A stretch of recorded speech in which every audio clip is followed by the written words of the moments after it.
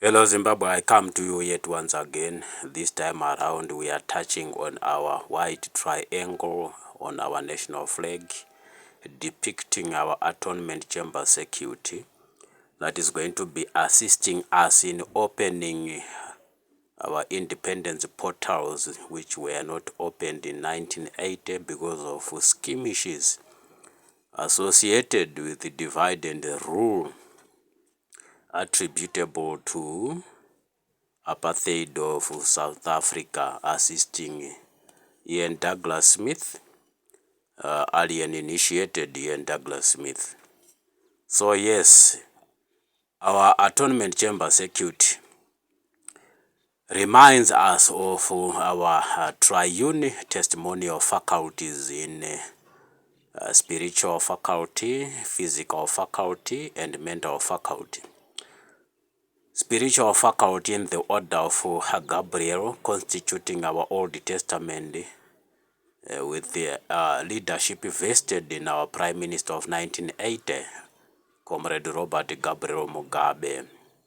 With the Comrade Robert Gabriel Mugabe, the order of Gabriel ended with his demise. May his soul rest in peace. 2017, after 100 stipulated years for a generational treaty, a treaty that was signed by Dr. Muchabaya Mumberume, to the effect of constituting Johanic priesthood of New Testament in the order of Melchizedek in Marange, 1917. From 1917 to 2017, 100 years of stipulated period of a generational treaty lapsed, and to the effect of ushering in new dispensation coming with the Second Republic that we all witnessed, after which 2018 Patriotic Front 7th and last session of Congress ratified Murambwe as bona fide convener and last convener of Chimurenga atonement in Zimbabwe. So in my this episode, I'm going to be touching the return of pyramidic thrones. Zvitata zvedu zvakanochingurwa naBaba Micho, the pyramidic thrones in Zimbabwe, zviri kumanyani, yet to be intercepted and commissioned. So yes, after losing our kingship priesthood to England through 1890 treaty and the loss of our statehood to Rhodesia the same year, our country Zimbabwe became vulnerable to abuse anyhow by the same. In 1980, we got our independence for the physical faculty, constituting geopolitical space, but could not get independence of our mental and spiritual faculties from Buckingham Palace and Canterbury, respectively.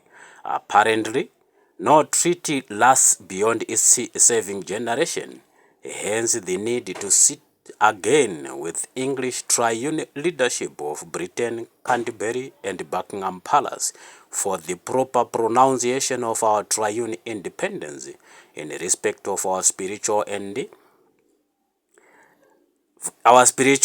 independence from Canterbury, mental independence from Buckingham Palace, and physical independence from Britain. However,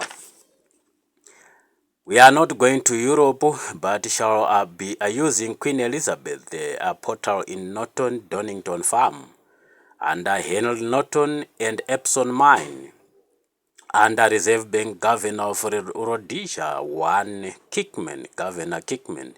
England must formally be informed that our triune testimonial faculties are now restored in 3 pyramidic thrones, Zitata, as pyramidic throne for our kingship priesthood of Great Zimbabwe, 2, our pyramidic throne for our head of state, flanked by ceremonial presidents, 1 from King's Chamber, and another from Queen's Chamber, with one from Queen's Chamber becoming our third vice president, and becoming our second vice president instead, in representation of our Shekinah motherhood in Matriarch Manzowu, as representing Queen's Chamber, as already alluded to. After that, we have got our third pyramidic throne for our own Tumbare Prime Minister, from a pool of members of parliament with sufficient public mandate, also exhibiting charisma in articulating a premiership in our cabinet. Ndo mamirira zvakaita zvitata zvedu. Vamwe vari kunzwa guhu rebishi kubva kuma-war veterans, anonzi ma-delusions. Zvitata zvedu pazviri kuburuka, in fact zvato hazvo paground zvangosara kukomishinwa. Pane vane vafemberi vavo, takataura nezveshinwa,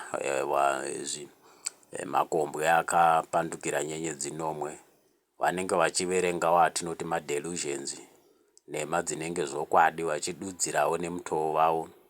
Saka kune ma-war veterans ari kukonsulta vanhu ivavo, voudzwa zvisirizvo pamusoro pe-dispensation yatigere yatinoti new dispensation. Takataura nezvekukomberwa the order of Gabriel, which constituting our Old Testament. Tikataura nezve kukomberwa kuri kuitwa the order of Melchizedek, naMurambwe achishandisa murara ungu waakapuwa naSendinowa, mutumwa wekupedzesera in the order of Melchizedek kwamarange. Murambwe achichengura ndaza dzese kuti kurege kuwana ndaza inosara, sekutaura kwaanoita. Tese tinofana kuenda kudende maro tono celebrate kuburuka kwezvitata zvedu zvitatu atinoti ma-pyramidic thrones. Ma-pyramidic thrones iyayo anenge achiita revive mitumbi mitatu yedu, our kingship priesthood, inenge ichihedha Sanhedrin paGreat Zimbabwe. Great Zimbabwe yakunzi Zion City from 1924. Toita chitata chichanga chichigarwa na head of state, nechitata chichanga chigarwa naTumbare kana kuti prime minister. Saka pa divide and rule iri kushandiswa nevakapandukira gwara remusangano, ndo pataikumbira tichiti vana veZimbabwe, zvigaro zvedu zviri kuburuka, this is the last chance yekuti tichengurane nazvo, nokuti tazvichengura ndo zvine vagadzwa vachatizarurira mazambara edu 12 atakataura. Mazambara edu ekutanga 9 atakataura kubva mumaZimbabwe grounds muHighfields kunosvika kwaNevanji. Takaaverenga tichiti maZimbabwe grounds, vataenda paWaterfalls, vataenda pakuda kwashe, vataenda pashiri yedenga, vataenda kwaBoka auction floor, vataenda Kentire Estates, vataenda Epsom mine, ndokubva tazopedzisira nepaPing House Palace yaQueen Elizabeth iri makare muNorton muDonington Farm. Tabva ipapo tine mitumbi mitatu yatinoti the physical, spiritual and mental faculty, kureva kuti dende maro re-these physical faculties, dende maro ratakati rinorongedzwa vana mukoma kuti varege kuramba vachiabuswa nevaprofita venhema, nekuti kana vaudzwa chiprofita vana mukoma havazezi kuenda kuita press conference waakuissuwa ma-statements ari contrary to the spirit and soul of Zimbabwe as constituted around Chimurenga political cotyledons represented by combatants Zipra and Zanla, as already alluded to. Saka nhau yedu tine mitumbi mitatu yedu yatinoti patriotic dende maro nenge ichizorongedza mitumbi mitatu yakauya nenyika, mitumbi mitatu yaishandiswa kurwa pahondo yeChimurenga, mitumbi mitatu iri represented by the statue yaMbuya Nehanda in physical faculty, spiritual faculty and mental faculty. Ndo inorongedzwa mupatriotic dende maro. saka nhau iyi yaapo ndeyekuti matare edu haafaniri kudhisturbwa nebishi, nekuti panguva yatinenge tichiita bishi mweya wetsino unobva wapembedzwa. Saka isusu vana veZimbabwe ndisu takakosha.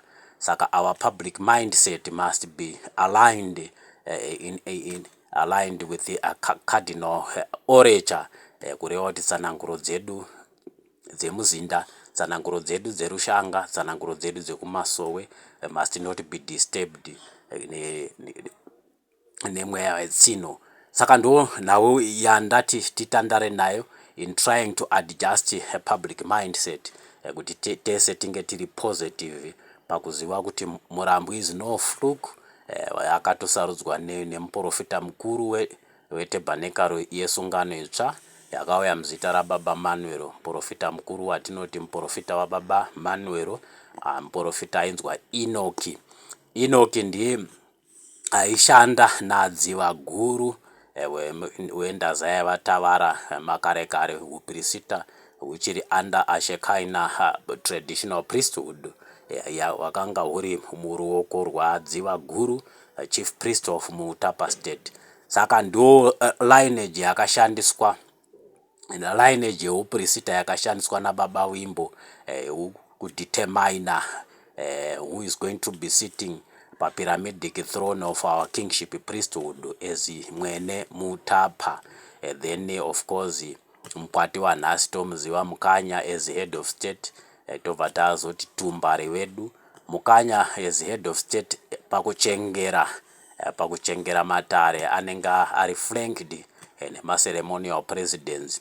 Ceremonial in the sense yekuti anouya aine chigaro maswa, nokuti anenge akamirira king's chamber neumwe anenge akamirira queen's chamber. Saka anenge ari maproxies, kureva kuti they are ceremonial. Head of state ega ndiye anenge ari executive achibatsirana na our kingship priesthood inenge iri paGreat Zimbabwe now eZion City kuna